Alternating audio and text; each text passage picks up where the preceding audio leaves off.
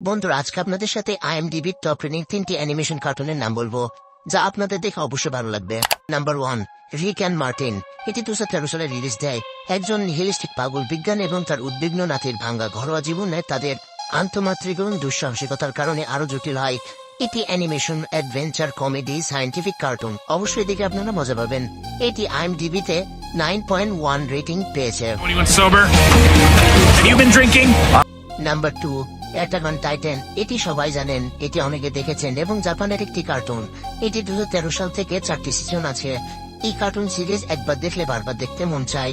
এই অ্যানিমেশন কার্টুনে একাধারে action, epic, adult animation, survival, tragedy, action, adventure দেখতে পাবেন। আইএমডিবিতে 9.1 রেটিং প্রাপ্ত।